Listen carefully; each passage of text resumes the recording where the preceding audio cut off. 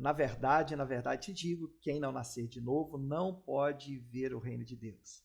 Você já parou para pensar no impacto dessas palavras de Jesus a Nicodemos, um importante mestre da lei que foi ter com Jesus de noite? Olá, queridos alunos e professores da Escola Bíblica Dominical, meu nome é Felipe, seja muito bem-vindo para mais um estudo da lição da Escola Bíblica Dominical das revistas da CPAD. Hoje nós vamos mergulhar nesse fascinante encontro de Jesus com Nicodemos e estudar uma doutrina fundamental da fé cristã, que é o novo nascimento. Você está preparado? Então fique conosco, que nós já vamos estudar sobre estas questões.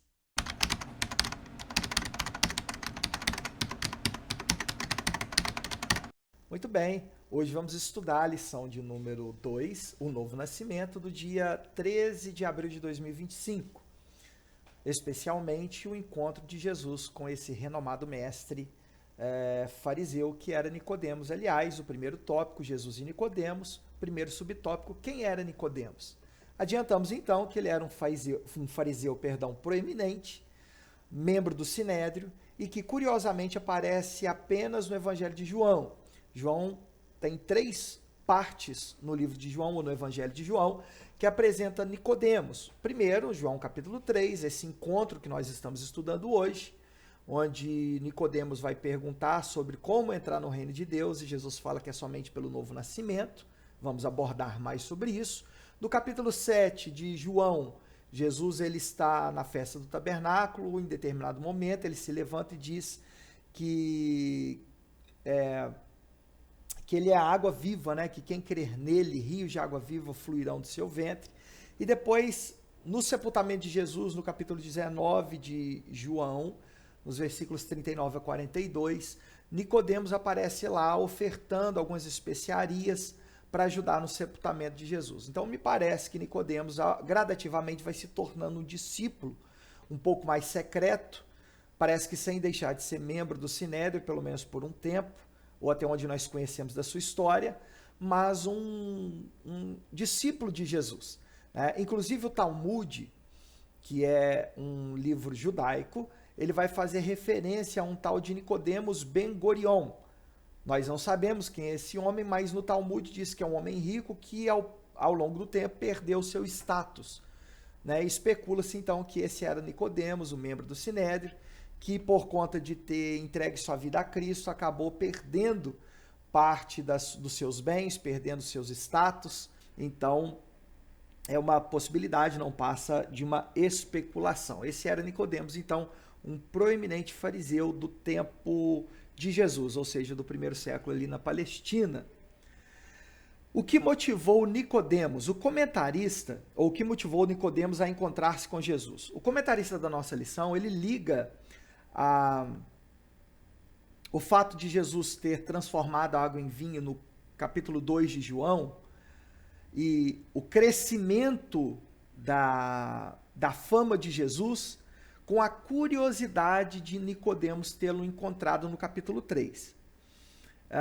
Isso é um pouco especulativo. Primeiro, porque o evangelho não significa que está ali numa ordem cronológica, né? Até porque também, depois do capítulo 2, do 1, me parece que ao 11 ou ao 12, quando Jesus faz o milagre ali da transformação, Jesus depois ele purifica o templo, ele faz uma série de coisas antes de entrar ao capítulo 3, que vai só aumentando realmente a fama de Jesus. Mas certamente o Nicodemos, ele conheceu Jesus por algum de seus feitos, pela sua fama, e ele teve a curiosidade de encontrar-se com Jesus. Não apenas a curiosidade, como Nicodemos, ele reconheceu que Jesus era um mestre vindo da parte de Deus, mas isso a gente fala daqui a pouco. Por que razão Nicodemos encontra-se com Jesus de noite? O texto de João vai dizer que Nicodemos se encontra com Jesus à noite. Muito tem se especulado. Algumas pessoas têm dito que era por medo da repercussão negativa, era por medo do sinédrio, era alguém que não queria demonstrar ali nenhum tipo de fé, mas apenas uma curiosidade. O fato é que o texto não nos revela, tá? Mas eu quero passar a ler, eu deixo na tela para você acompanhar essa leitura comigo, dois comentários bíblicos. O primeiro é de William Hendrickson, que diz o seguinte: será que estava com medo de ser criticado pelos outros membros do Sinédrio caso viesse a ser descoberto conversando com Jesus? Alguns comentaristas pensam que sim, opinião bem popular e que pode estar correta. Outros afirmam que neste momento inicial do ministério de Cristo, a oposição aos seus ensinamentos não poderia ter sido tão forte para produzir tal temor. Alguns aceitam o elemento do medo, porém, por esta mesma razão, atribuem um relato todo ao período imediatamente precedente à morte de Cristo. Finalmente, há aqueles que creem que o único motivo pelo qual Nicodemos veio à noite foi porque Jesus estava muito ocupado durante o dia. À noite, se poderia conversar sem pressa. De fato, não sabemos por que ele veio de noite. Olha só, então aqui, além daquilo que eu havia dito para vocês, ainda pode haver uma outra causa de Nicodemos ter encontrado com Jesus à noite, o fato de Jesus ser um homem ocupado. Gosto muito do comentário histórico-cultural do Craig Keener. Ele diz o seguinte, passo a ler agora. Ele pode ter ido encontrar-se com Jesus à noite para evitar que viessem, ou para evitar que o vissem, ou porque os rabinos judeus que trabalhavam durante o dia só estudavam à noite. Sem dúvida, este não é o caso de Nicodemos, que não precisaria trabalhar. João inclui esse detalhe por servir a sua temática de luz e trevas, com que o evangelista começa e encerra a narrativa. Então, observe que, embora Craig Keener não dê resposta, ele diz que essa colocação de João é importante porque João começa traçando a história de Jesus, mostrando que ele é luz. No princípio era o verbo estava com Deus, o verbo era Deus. O capítulo 1 de João, deixe-me acompanhar aqui com você, ó, João capítulo 1, vai dizer que Jesus fez todas as coisas, que nele estava a vida era a luz dos homens e a luz resplandeceu nas trevas. Houve um homem que era João, mas esse homem não era a luz, né? Mas em Cristo estava a luz de Deus. Então, Jesus é apresentado como luz do mundo no Evangelho de João. E o fato de Nicodemos, querendo encontrar com Jesus, encontrando à noite, fazendo a pergunta sobre o nascimento, ou o novo nascimento, revela que Nicodemos estava nas trevas, procurando um lugar na luz, que é Cristo. Então, seja como for, essa narrativa serve muito bem à ideia de João, de Jesus ser a luz do mundo. Segundo subtópico, o reconhecimento de Nicodemos sobre Jesus como mestre. Em primeiro lugar, o comentarista destaca aqui o respeito e o reconhecimento de Nicodemos com Jesus. Ele começa traçando a ideia a partir do versículo 2, onde Jesus, com muito respeito, ou melhor, Nicodemos, com muito respeito, ele vai ter com Jesus e o chama de Rabi. Rabi, que significa mestre. Ele diz que ele é Rabi e que é um mestre enviado por Deus. Logo, nós percebemos que Nicodemos não está ali como muitos outros fariseus, saduceus, escribas, religiosos no tempo de Jesus para pô-lo à prova. Não, Nicodemos estava com Jesus para perguntar coisas importantes e sinceras. Então, respeitosamente, ele chega diante de Jesus, reconhece ele como um mestre, como um rabi, mesmo Jesus não tendo sido um aluno de uma escola judaica de teologia, mas ele é chamado por Nicodemos como um rabi, e não qualquer rabi, mas um rabi vindo de Deus. Ou seja, ele reconhece que Jesus é um homem santo. Embora aqui ele ainda não tenha reconhecido a messianidade de Jesus, Jesus como Messias, ele reconhece que Jesus é um mestre e é enviado por Deus. O seu interesse em Jesus é genuíno, como nós falamos, ele não demonstra hostilidade nas suas palavras, né, mas uma busca sincera pela verdade, né?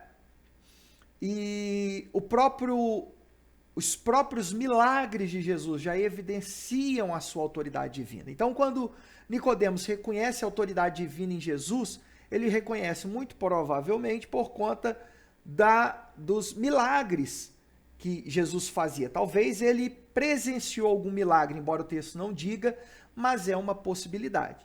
Terceiro subtópico, o diálogo entre Jesus e Nicodemos. Jesus, ou o diálogo começa com Jesus falando para Nicodemos, e é interessante porque Jesus, ele parece não fazer muito sentido.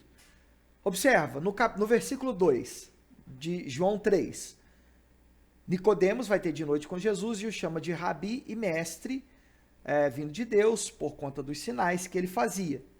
E Jesus responde algo que Nicodemos não perguntou. Mas ele responde porque sabe que é uma dúvida que está no coração de Nicodemos. Diz assim: Jesus respondeu e disse-lhe, na verdade te digo, que aquele que não nascer de novo não pode ver o reino de Deus. João capítulo 3, versículo 3. Nicodemos, então, ele fica perplexo. Como alguém pode nascer de novo? Lá no versículo 5 e 6, Jesus responde que esse novo nascimento é o nascimento da água e do Espírito. Claro que Jesus está falando de maneira simbólica. Jesus não está falando de batismo com o Espírito Santo. Jesus não está falando aqui de batismo nas águas. Alguém acha que nascer da água é ser batizado nas águas de um rio, nascer do Espírito é ser batizado com o Espírito Santo. Não é isso. Jesus está falando do novo nascimento. No templo judeu havia, depois do altar do sacrifício, uma bacia com água para que o sacerdote se purificasse. Provavelmente Jesus está se referindo à purificação que o Espírito Santo faz no interior do crente. Veja, ele está falando de um novo nascimento. Logo, uma purificação interior, uma preparação para o recebimento, para a justificação de Deus, para ser uma nova criatura, como diz o apóstolo Paulo, que as coisas velhas se passaram e tudo se faz novo. Nascer da água e do Espírito é ter o Espírito habitando dentro de si. É uma obra interior do Espírito Santo que purifica e transforma a vida do crente. Tá? É apenas uma metáfora que Jesus está usando. Quem não nascer da água e do Espírito não pode entrar no reino de Deus. A igreja está no reino de Deus. O reino de Deus, ele é aqui e agora. Embora em sua perfeição ele se manifesta no futuro. Mas a igreja é o reflexo vivo do reino de Deus. A igreja é parte do reino de Deus. Todos nós que entregamos a vida a Cristo fomos imersos na igreja. Fazemos parte do reino de Deus, refletimos o caráter de Deus na terra. Logo, nascer da água e do Espírito é uma obra interior na vida do crente, tá? Que é muito importante. E sem isso, sem esse nascer, ninguém pode entrar no reino de Deus. Essa é, então, o primeiro tópico. Esse é, então, o primeiro tópico. Jesus e Nicodemos. Vimos aqui que Jesus, ou Nicodemos, era um homem importante, um membro do Sinédrio, que foi ter com Jesus à noite. Esse propósito serve a João, que apresenta Jesus como a luz do mundo. Vimos aqui que Nicodemos talvez tenha sido um discípulo verdadeiro de Jesus, ele aparece 3 vezes em João, sempre a favor de Cristo, né? E que o interesse de Nicodemos ter com Jesus é um interesse real e verdadeiro. Agora, nós vamos para o tópico 2. Não antes de você deixar aí seu comentário, seu curtir aí, dá uma curtida aí, tá bom? Isso ajuda o engajamento aí do canal. E se você tiver alguma dúvida, escreve aí que eu vou estar respondendo a sua dúvida na medida do possível, tá bom? Vamos para o tópico 2? Vamos lá. Tópico 2, a partir de então. O tópico 2 tem o título: O Novo Nascimento, a obra de regeneração. Primeiro subtópico, o novo nascimento, né?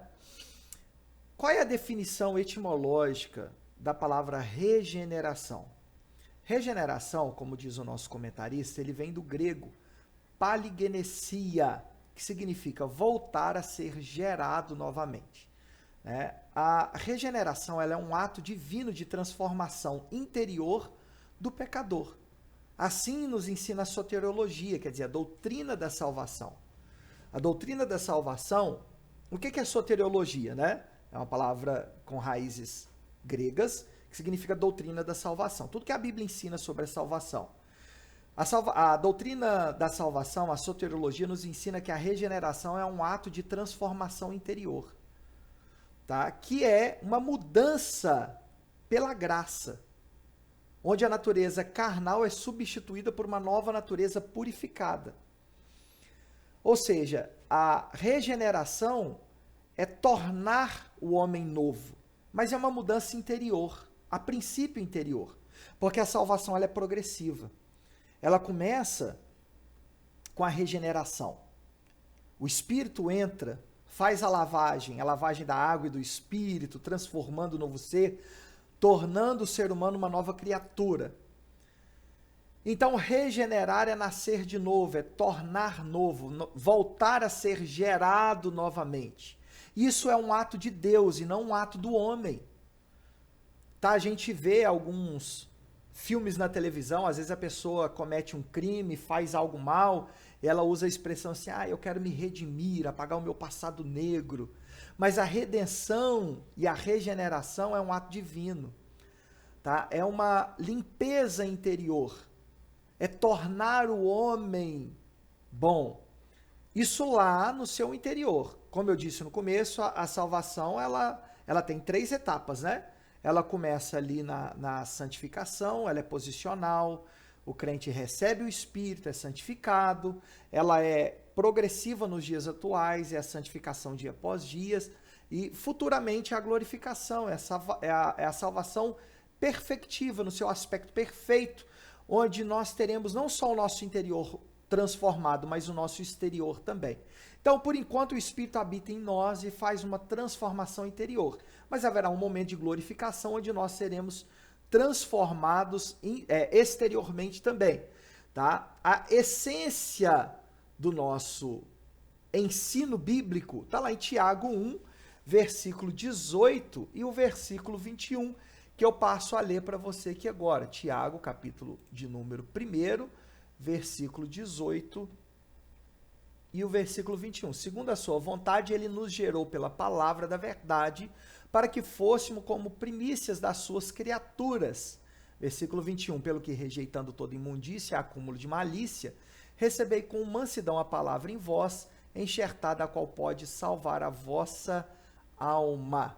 Então, especialmente versículo 18, né, diz que Deus nos gerou pela palavra da verdade. Essa é a regeneração. E Jesus disse que aquele que não nascer da água e do Espírito, aquele que não nascer de novo, não pode ver o reino de Deus.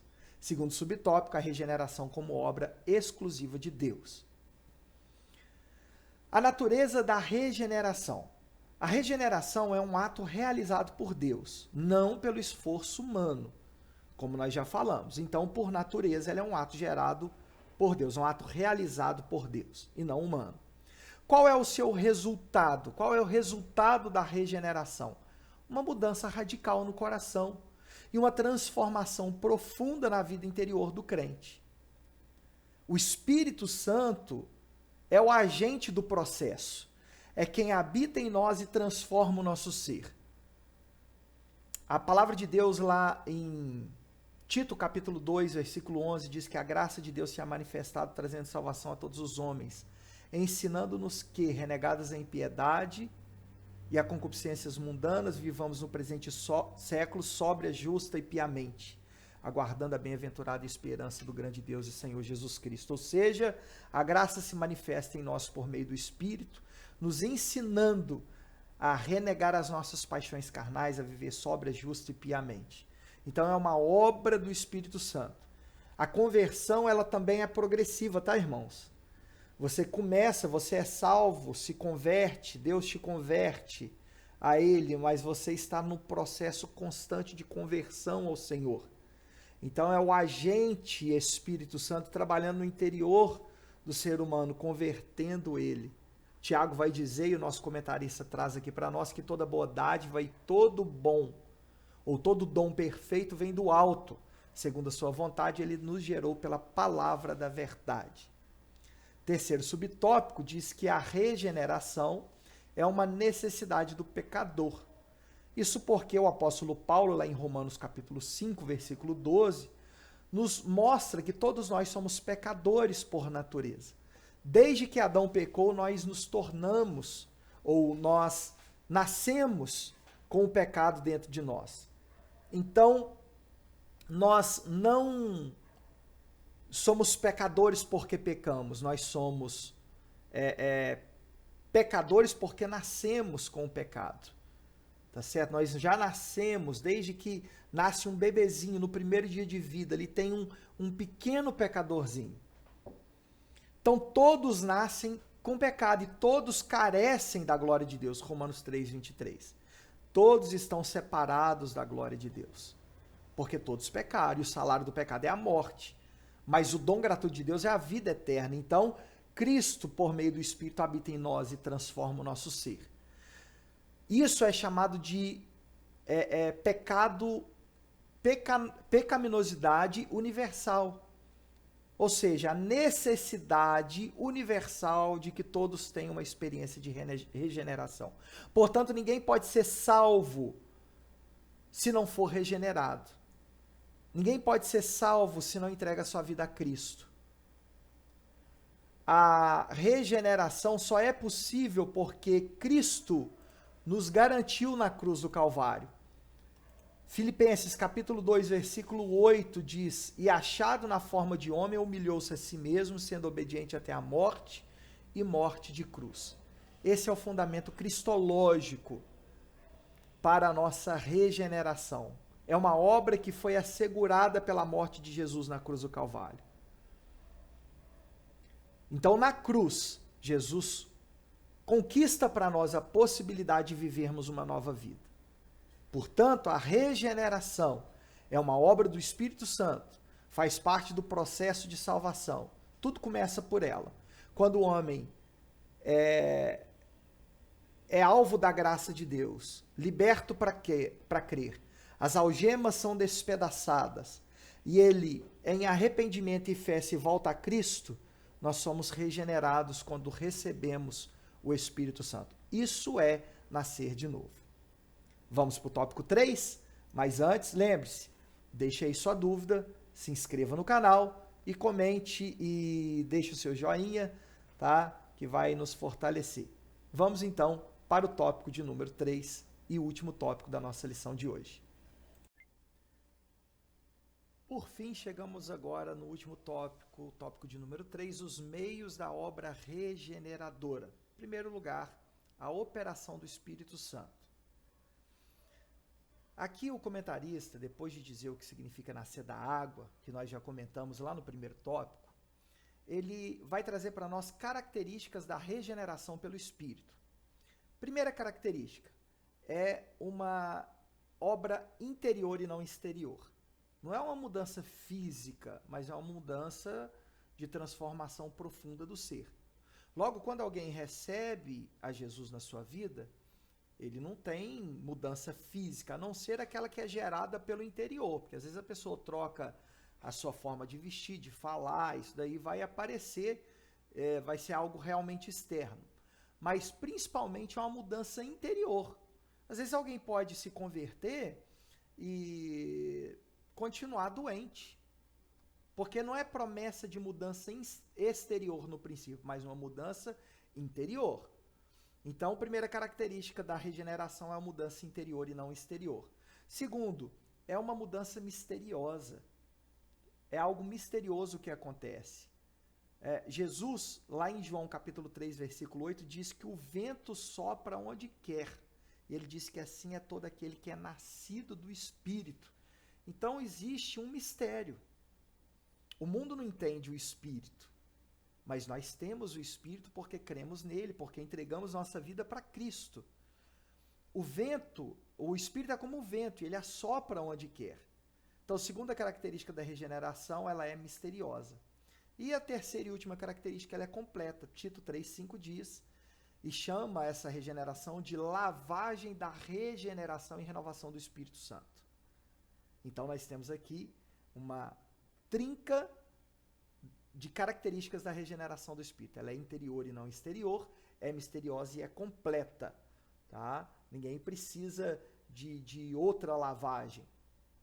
Às vezes eu observo alguém pedindo, pastor, posso me batizar de novo? Pode, só que o batismo em si, ela não é uma obra de regeneração. É um ato de confissão de fé, é uma ordenança, né? Mas a obra de regeneração ela é feita pelo Espírito, ela é completa. Segundo tópico, né? Segundo subtópico aí do tópico 3, falando dos meios da obra regeneradora. Primeiro meio, a operação do Espírito. Segundo meio, a palavra de Deus.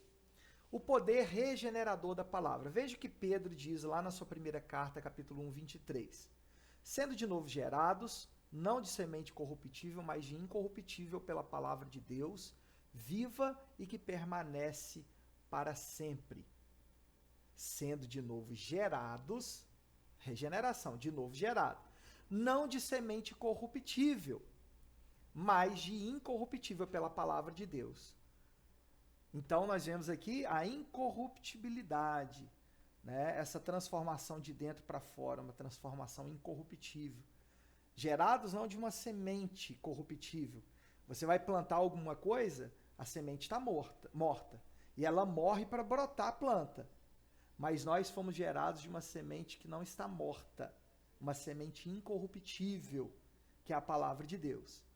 Ele diz aqui, Pedro, não de semente corruptível, mas da incorruptível pela palavra de Deus, viva e que permanece para sempre. Então a palavra de Deus é a semente incorruptível que transforma o ser humano também. É o segundo agente da modificação, ou segundo meio aí da obra redentora. Tiago 1,18 diz, segundo sua vontade, ele nos gerou pela palavra da verdade. Se atente-se, palavra da verdade é a palavra de Deus. Como é que a palavra de Deus nos regenera? Hebreus 4,12 diz que ela é viva e eficaz e alcança onde nenhuma palavra humana pode chegar. Você pode ser muito bom em oratória, mas a sua palavra humana não pode chegar onde a palavra de Deus chega. Ela serve como semente divina que o Espírito Santo planta no coração do homem. E ela é permanente, não é uma transformação temporária. Quem crê em mim, disse Jesus, rios de água viva fluirão do seu ventre. Tá? Não é uma transformação qualquer, é uma transformação eterna, uma transformação permanente. Terceiro e último subtópico do tópico 3, onde está dito do terceiro meio de regeneração, a vontade soberana de Deus. Em primeiro lugar, irmãos, lá em 1 Timóteo 2, versículo 3 e 4, é dito que Deus quer que todos sejam salvos e cheguem ao conhecimento da verdade. 2 Pedro 3, 9 também diz que Deus não quer que ninguém pereça, mas que todo venha arrepender-se. Então, nós temos aqui a vontade perfeita de Deus. A vontade perfeita de Deus é que todo mundo seja salvo.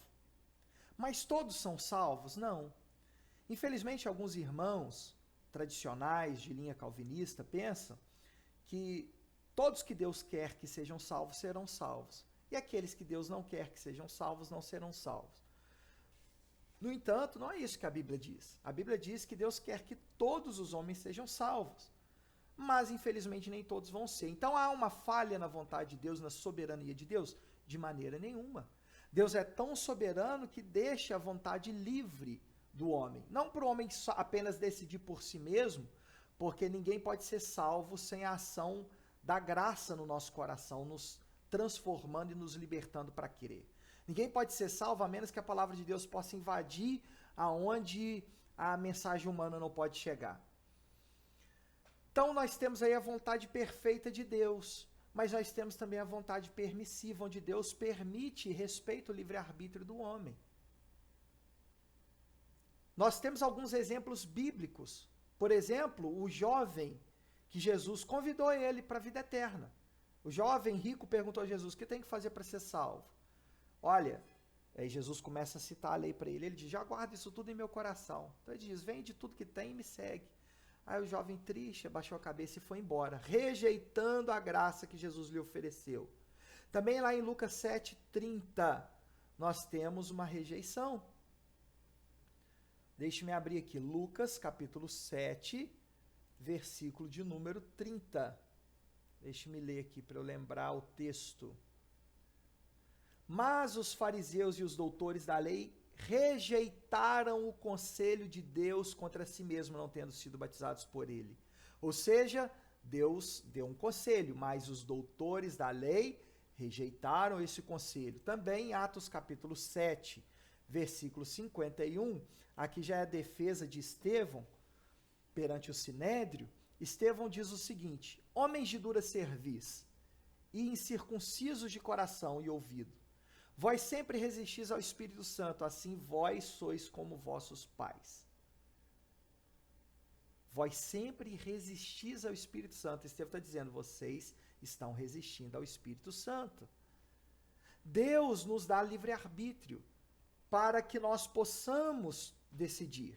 A decisão humana ela é real e traz consequências, ou para a vida eterna, ou para a morte eterna. Então existe uma tensão divina entre a soberania de Deus na regeneração e na nossa responsabilidade de escolher. Deus é soberano, mas ele não fere a nossa liberdade. Deus é tão soberano que ele nos dá liberdade para crer em sua soberania, ele nos dá liberdade para crer. É como um médico que oferece uma cura, que já está paga, disponível, mas o paciente resolve rejeitá-la. Essa é a tensão entre a soberania de Deus e a responsabilidade humana, que é de fato uma tensão, mas que a Bíblia nos ensina que ambas existem, tanto a soberania de Deus quanto a responsabilidade humana. Conclusão, eu vou ler o que está na revista da Escola Bíblica Dominical, que diz que a obra de regeneração do Espírito Santo possibilita ao pecador a participação na natureza divina. Este recebe pleno acesso ao reino de Deus, bem como a sua filiação divina aos que creem no seu nome. Dessa forma, assim que o pecador se arrepende, ele aceita o evangelho, o Espírito Santo começa a residir nele e realiza a obra da regeneração, capacitando-o para enfrentar a sua velha natureza e garantindo que ele alcance a vitória total em Cristo Jesus. Amém? Que Deus abençoe a sua vida, que Deus abençoe a sua aula no domingo. Fique com Deus até a próxima, se assim o Senhor nos permitir. Um forte abraço e a paz do Senhor.